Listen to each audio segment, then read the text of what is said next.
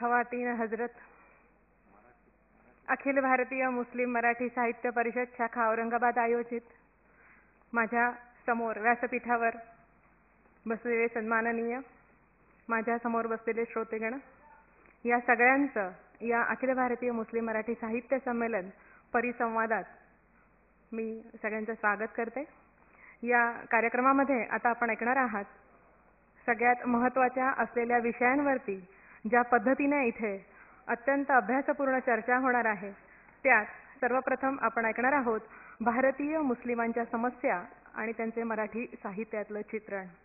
या परिसंवादाचं अध्यक्षपद माननीय प्राध्यापक लियाकतजी पटेल हे भूषवणार आहेत।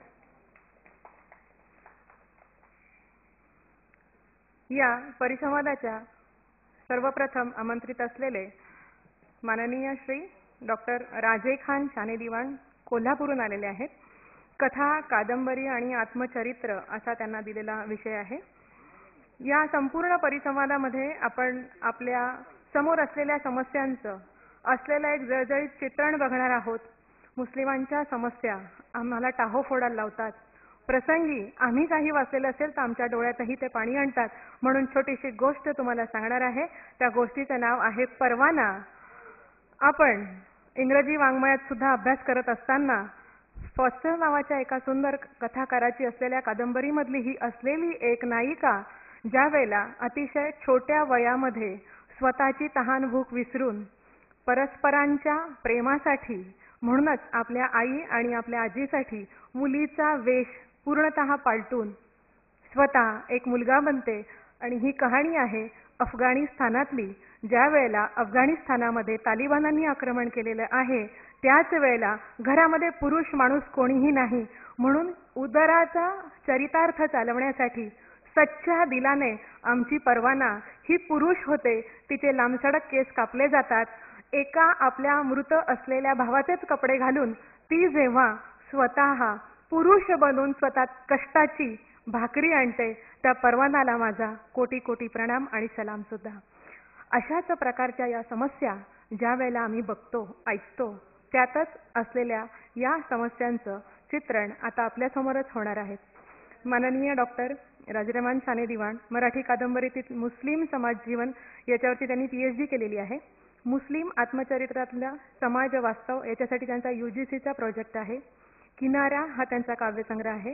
त्याचबरोबर भारतीय मुसलमान वर्तमान आणि भविष्य यावर त्यांचा वैचारिक ग्रंथ। तर ऐकूयात आपण डॉक्टर राजे खान शाने दिवाण यांना मी पाचारण करते।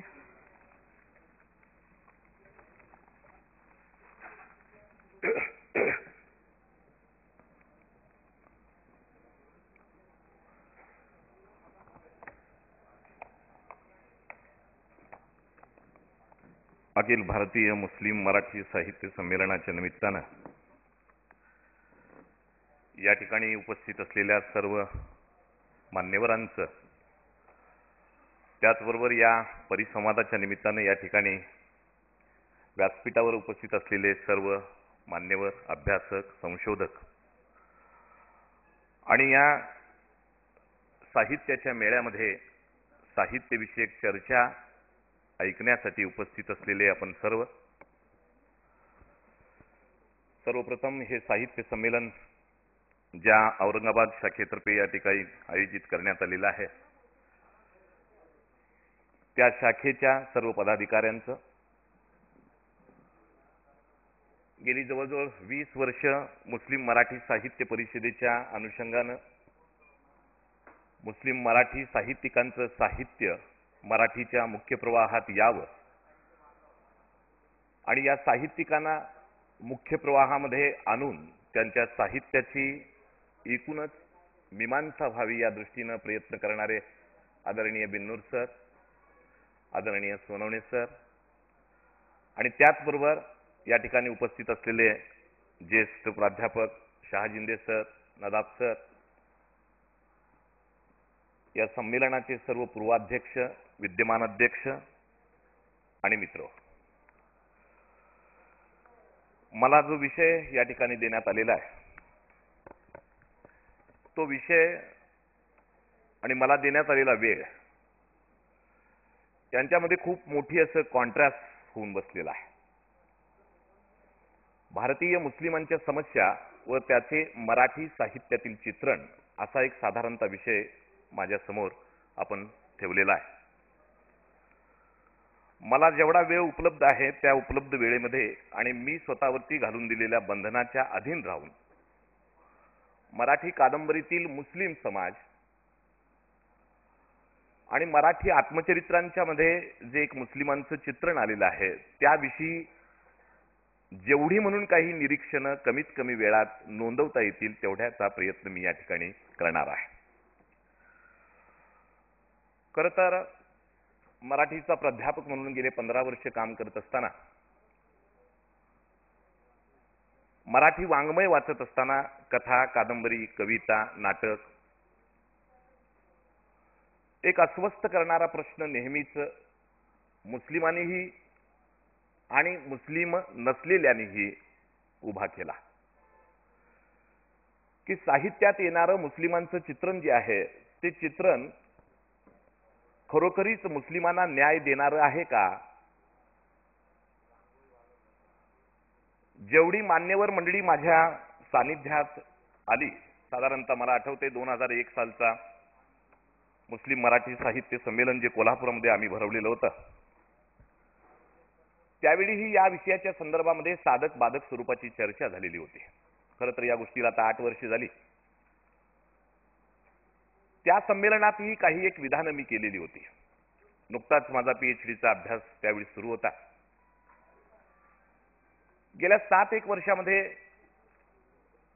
मुस्लिम मराठी साहित्य, त्या अनुषंगानं असणारं चित्रण याचा वेध घेऊन PhD झाली. त्यानंतर नकळतपणे असं वाटायला लागलं की मुस्लिमांची आत्मचरित्र जी आहेत त्या आत्मचरित्राच्या संदर्भामध्ये जितकी म्हणून चर्चा व्हायला हवी ती झाली नाही. त्याच्या संदर्भातला एक प्रोजेक्ट पूर्ण झाला. भारतीय मुसलमान जे आहेत त्या भारतीय मुस्लिमांची एकूणच समस्या काय आहेत, भारतीय मुसलमान कसा आहे, भारतीय मुस्लिमांचं या देशाच्या एकूणच विकासामध्ये कोणत्या स्वरूपाचं योगदान आहे, आणि असं असून देखील भारतीय मुस्लिमांच्याकडे ज्या पद्धतीनं गेल्या 50-60 वर्षामध्ये पाहिलं जातं, याचा वेध घेण्याच्या दृष्टिकोनातून भारतीय मुसलमान वर्तमान आणि भविष्य अशा पद्धतीचा एक वैचारिक ग्रंथही या दरम्यानच्या कालावधीमध्ये प्रकाशित झाला. आणि त्या आधारे काही एक विधानं या ठिकाणी मी करण्याचा प्रयत्न करणार आहे. यामध्ये सगळ्यात पहिल्यांदा मी जे जाणार आहे ते कादंबरीच्या क्षेत्राकडे जाणार आहे. 2001 साली जेव्हा मी या कादंबरीच्या संदर्भामध्ये अभ्यास करायला सुरुवात केलेली होती, त्यावेळी माझ्या समोर जे काही मला उपलब्ध असणारं साधन म्हणून साहित्य होतं संशोधनाचं, त्यामध्ये एक विचार सरसकट असा मांडला गेलेला होता की मराठी कादंबरीच्या क्षेत्रामध्ये मुस्लिमांचं फक्त आणि फक्त नकारार्थी स्वरूपाचं चित्रण केलं गेलं. म्हणजे मराठी कादंबरीमध्ये आतापर्यंत आलेला जो मुस्लिम आहे, मग तो मुस्लिम व्यक्ती म्हणून असेल, मुस्लिम समाज म्हणून असेल, याचं चित्रण जे आहे ते चित्रण नकाराच्या पार्श्वभूमीवरतीच केलं गेलं. आणि या संदर्भातले काही दाखले माझ्याही समोर आले. काही पुस्तकं जी आहेत ती पुस्तकं आली, काही मंडळींनी जे लेख लिहिलेले होते ते लेखही आले. आणि मला